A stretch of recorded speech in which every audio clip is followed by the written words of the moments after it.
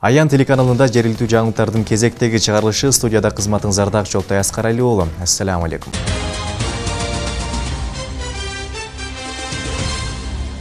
Премьер-министр Жалал-Абад облусуна бир күндүк иш сапары менен барды. Бүгүн премьер-министр Темир Сариев Жалал-Абад облусуна бир күндүк иш сапары менен барды. Иш сапарынын алкагында Темир Сариев Аксы жана Ала Бука райондарында жергиликтүү эл менен жолугуп, өлкөдөгү оорчундуу маселелер боюнча пикир алмашты. Премьер-министр аталган райондордун активи менен жыйын өткөрүп, учурдагы коомдук саясий абал жана коопсуздук чегара маселелерин талкуулады.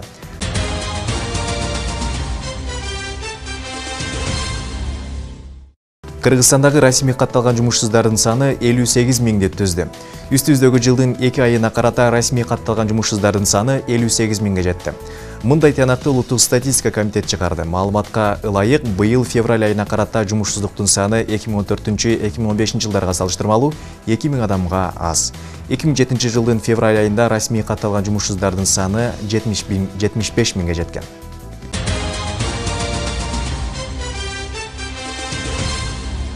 Пневмококк илдетине каршы эмдөө башталат. Кыргызстанда бүгүн балдарды пневмонияга каршы эмдөө жүргүзүлө баштайт. Саламаттык сактоо министрлиги кабарлагандай 160 миңден ашык доза вакцина аймактарга таратылды. Вакцина 2,5 айдан 1 жашка чейинки балдарга берилет. Мындай эмдөө жүргүзгөн өлкөлөрдө илдеттин жайылышы 1,5 эсе азайган. Бул дарт нариселер үчүн өтө кооптуу. Пневмония дарттын козгой турган пневмококк инфекциясы аба аркылуу жугуп, кулак жана дем алуу органдары жабыркайт. Кыргызстанда орто эсеп менен алганда жыл сайын илдетти жуктуруп алган 5 жашка чейинки балдардын 400-гө чукулу чарчап калышат.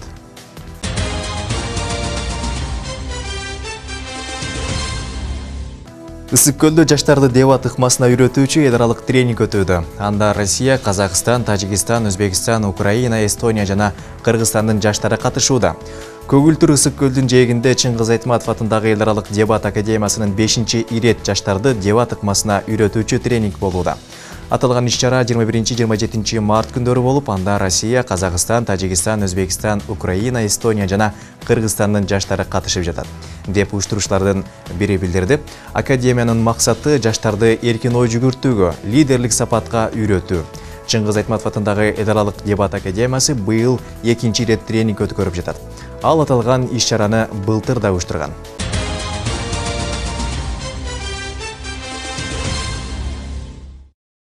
Жол курулуш боюнча тендерди мекемелер ортолук комиссия иликтейт. Ысык көлдөгү балыкчы тамчы корумдуу жолун оңдоо үчүн өткөн тендер боюнча мекемелер ортолук комиссия түзүлдү.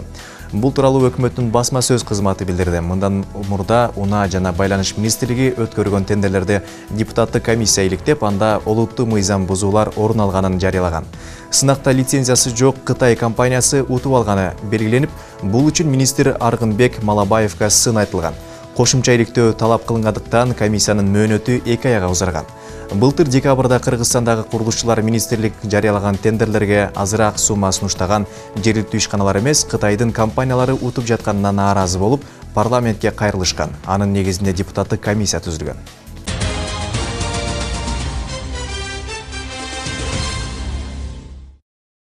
Кыргызстанда өндүрүшү кыскарып бара жаткан 7 товар. Рейтинг 2016 жылдын 2 айы менен былтыркы жылдын ушул маалын салыштыруунун негизинде түзүлдү. Үстүбүздөгү жылдын январь-февраль айларында кайсы товардын өндүрүшү кыскарганын Улуттук статистикалык комитети иликтеп чыкты. Этил спирти 2 айдын ичинде спирттин өндүрүүнүн көлөмү 7 эсеге азайган. Эгер 2015 жылы февраль-январь айларында 1,1 миллион литр спирт өндүрүлсө, быйыл бул көрсөткүч 163 миң литрге чамалаган. Тамеки каралып жаткан убакыт аралыгында бул тармак 62%га кыскарды. Былтыр бул маалда 800 миң тонна тамеки өндүрүлсө, быйыл январь-февральда 300 миң тоннага жетет.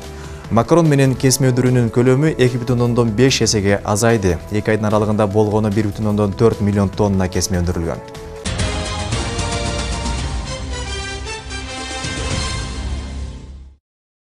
Ички иштер министрлиги кызыл дарактан жасалуучу плакеткаларды 20 миң сомдон сатып алат. Мамлекеттик сатып алуулар порталындагы маалыматка ылайык, министрлик 200 миң сомго 10 плакетка сатып алууну көздөп жатат. Ички иштер министрлиги кызыл дарактан жасалган плакеткалардын ар бирин 20 миң сомдон сатып алууну көздөп жатат.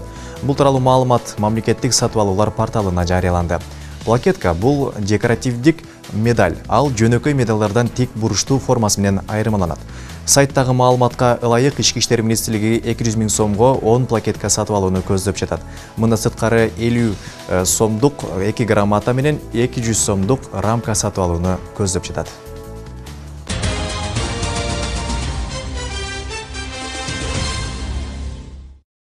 Илейлекте 310 гектар жердеги мөмө жемиш бактарын үшүк алып кетти. Суук аба ырайынын улам Илейлек районунда 310 гектар жер аянтындагы бүчүр байлаган жана данектүү мөмө дарактарын үшүк алып кетти. 18-19 март күндөрү республика боюнча жаан жаап, кар түшкөн. Мындан улам Маргүн айыл аймагында 15 гектар, Бешкентте 50, Кулунду айыл аймагында 105, Исфана шаарында 28, Сумбула айыл аймагында 5, Ак сууда 16, Тогузбулакта 9, Лейлекте 7, Катран айыл аймагында 75 гектар жердеги мөмө жемиш дарактарын үшүк алып кетти. Министрлик райондук жарандык коргонуу комиссиясы иликтөө иштерин жүргүзүп бүткөндөн кийин кошумча маалымат берерин кабарлады.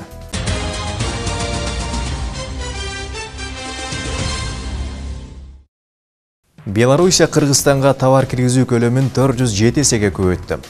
Улуттук статистика комитети Улуу Британия тоо кендерин чалгындоого, Түркия курулушка, ал эми АКШ финансы тармагына инвестиция салаарын аныктады.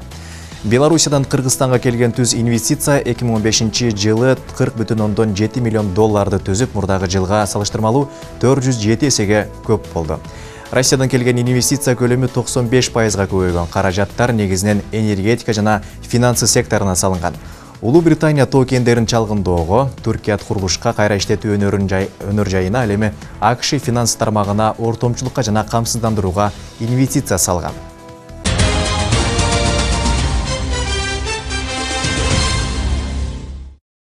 Кепилдиктерди ала албай келишет. Мамлекеттик кайрылман программасын кабыл алуу боюнча өкмөттүн токтом долбоорун миграция кызматы коомдук талкууга койду. Анда 2017-22 жылдар аралыгында Кыргызстанга көчүп келген этникалык кыргыздарга жардам көрсөтүү каралган. Кыргызстандын аймагында башка өлкөлөрдөн кайтып келген 50 миңден ашык кыргыздар жашап жатат. Алардын 43 миңи жарандык алышкан эмес. Жарандык алышкан. Ал эми расмий эмес маалыматтар боюнча өлкөдө 6 миңден ашык этникалык кыргыздар легалсыз негизде жашап келишет. Аталган көйгөйлөрдү эске алуу менен кайтып келген кыргыздарга кайрылман статусун берүү каралып жатат. Буга чейин 10 миң кыргыз кайрылман статусуна ээ болушкан.